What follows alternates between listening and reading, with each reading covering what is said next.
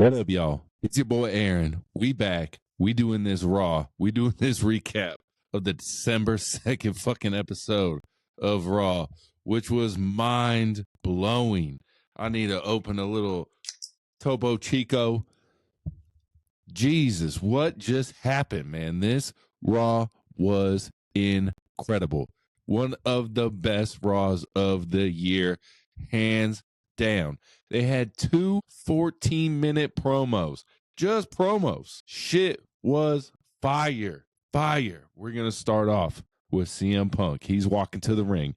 He passes by Jay and Sammy. They kind of do a little handshake, a little, hey, man, acknowledge, hey, we're good. CM Punk comes out, he starts talking, and he's like, obviously, y'all can tell I'm a little less beat up than I was in Hell in a Cell. And, I had an easier time here in this War Games, even though it is a, could be career-ending match in WWE. So we get that. It's crazy. It was pandemonium, man. It was crazy. The War Games match that we're going to talk about in our review show. Go check it out right now, y'all. It's available right now.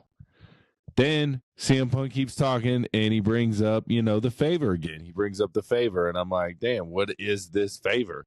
And he kind of hints to it. He really never says what the favor actually is. He just kind of hints to it. And the favor is maybe that he gets a shot at the belt type thing. We don't really know what it is, but he does get on the second rope and he starts pointing to where the WrestleMania sign would be. And it's not there, it's not there, but it's where it would be.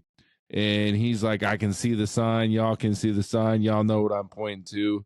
But, you got to win the Rumble or Money in the Bank or something like that. So CM Punk is definitely hinting that he will be a main event player in WrestleMania. And this week on Word on the Street, we're going to talk about it. I saw a little subject online about potential WrestleMania headlines. So tune in every Thursday, Word on the Street, y'all. CM Punk also says he has a favor or two, he kind of drops that line. And then he also says, he's here to finish the story, finish your story, blah, blah, blah. Little shot at Cody.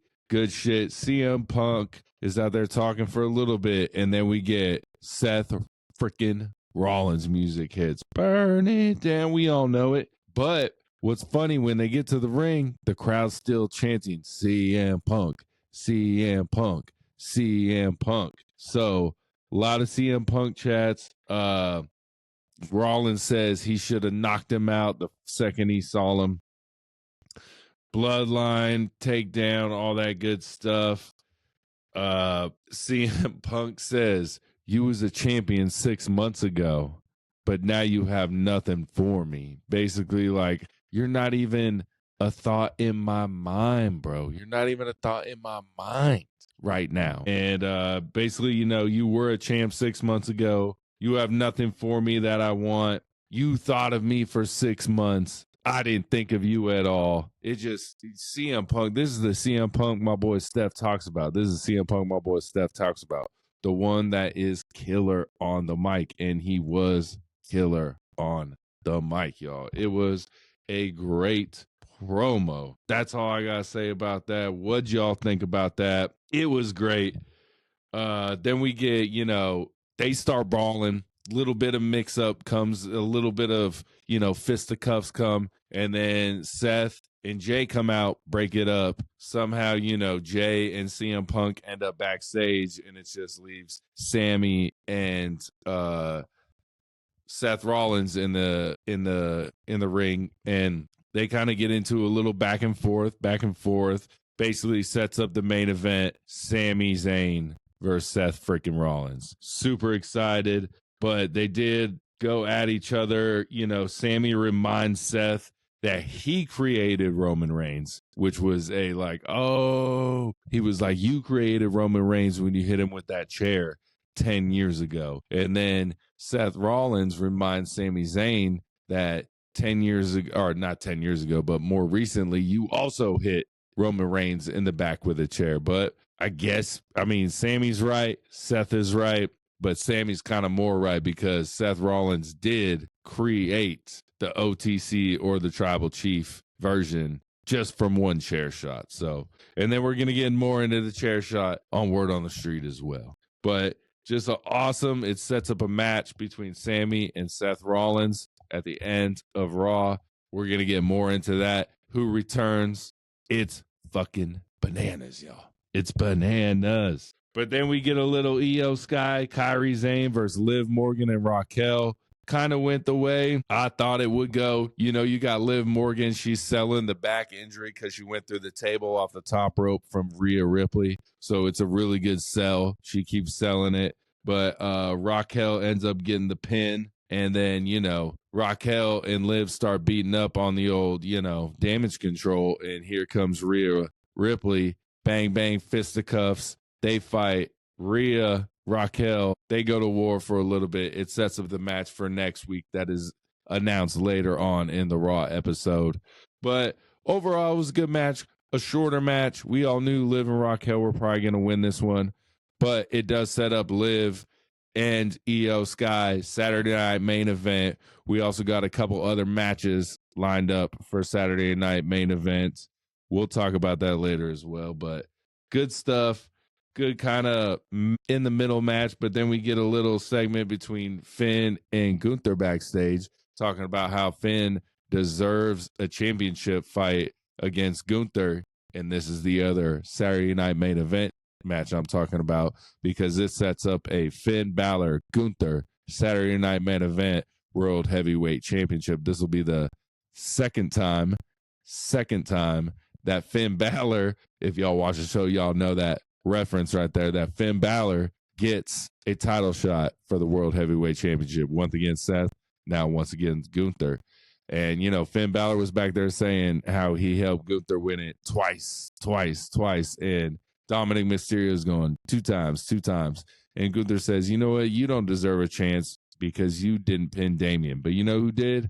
Dominic. And he is to wrestle me tonight because I have a little bit of pull as a World Heavyweight Champion. So we get that later on in WWE Monday Night Raw as well. So we also get a little intercontinental tourney for the women's championship, a little three-way, which are doing a, you know, first round of each U.S. women's and intercontinental seem to be going to be three ways on each side, you know, three-way, and then they go down to 1v1 and then 1v1. So, but this match is going to be Dakota Kai, Shayna Baszler, and Katana Chance. I thought it was kind of weird that Dakota Kai kind of came out with non-damage control music. She kind of came out with her own music. The crowd favorite, Dakota Kai, for sure gets the win. She moves on. I also thought it was weird they finally showed the bracket for the Intercontinental Championship tournament, and they got Lyra Valkyria and Selena Vega in the same match, triple threat to start. So I was like, two of my favorites, one of them is going to be gone right off the jump. Who do y'all think is going to win the Intercontinental Women's Championship, and who do y'all think is going to win the U.S. Women's Championship? But like I said, I got a lot of notes. We get to the second promo of the night. That is 15 minutes long.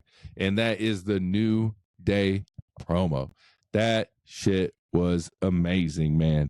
Big E comes out. Big E tries to say, you know, I'm back. I'm going to manage y'all all the time now. I'm back, blah, blah, blah. And, you know, we thought Big E was going to come back and reunite this New Day. And fuck, he did. He reunited them, but it was against his ass. They were not fans of Big E. They were like, you know, they were Stone Cold broke his neck. Kurt Angle broke his neck. And they came back sooner than you did. And they had surgery. You didn't even need surgery. Even fucking Xavier Woods is like, I had surgery on my Achilles. It got ripped off the bone. I came back, had surgery. 9 months later, I came back for you. It was Kofi and Big E doing what they did to each other last week to Big E this week. That shit was fire. It was so good. Big E's facial expressions sold it. It was so good. And then at the end, we had a little Xavier Kofi moment, and they were like, hey, man, we're in this together. We're in this together. Let's do this. It was a great promo. 2 back-to-back promos. Let me tell you, WWE right now, we had the Cody fucking KO promo, fire. Then we had the New Day promo, fire. Then we had the promo that started this week off, CM Punk, Seth Rollins, then Seth Rollins, Sammy Zane, fire. Then we have this New Day promo again, Kofi Kingston, Xavier Woods, Big E, fire. So, like, I get the AEW side of it. You want the matches, the banger matches. But, man, having the storyline with banging promos helps so much more than some kung fu flips and some, just keep flipping and poison ranas and blah, blah, blah. You got to have the story. The story makes it better, y'all. But then we go to a little Karrion Kross promo, which is good, which sets up a match next week, a 4-man tag between Final Testament and then with The Miz, and then we get it against the Wyatt 6 or the Wyatt 4. So we'll see how that goes. I'm pretty excited. I thought this would roll into Saturday Night Main Event. It doesn't. Karrion Kross crushes another promo. Again, this is an underrated promo because of how good the in-ring promos were this week, but this out-of-ring promo was amazing. Dom versus Gunther, we get that. Dom obviously takes the L. It was a good, entertaining match. You thought, for a second, I was like, man, is Dom about to get the pin? He fucking 2 619s. Then he hits a frog splash off the top of the rope. I was like, man, this guy is gonna win. I mean, not the championship because the belt wasn't on the line, but I was like, he's going to get a dub over Gunther. But obviously, Gunther power bombs the fuck out of this man, pins him 1, 2, 3, and then we get Finn coming out, not interfering, just getting the upper hand on Gunther, hits him with some coup de grace, hits him with another coup de grace, hits him with another coup de grace, and then the crowd was chanting one more, and I really thought he was going to give it to him, but he didn't. But he was, he was kind of saying shit to Dom the whole time, like, watch this. This is how it's done. It was good stuff. And then we get the Saturday Night Main Event match. Adam Pearce announced it. Gunther, Finn Balor, World Heavyweight Championship. It's going to be his second time. Then we see a little commotion backstage while Butch or Pete Dunne is getting interviewed.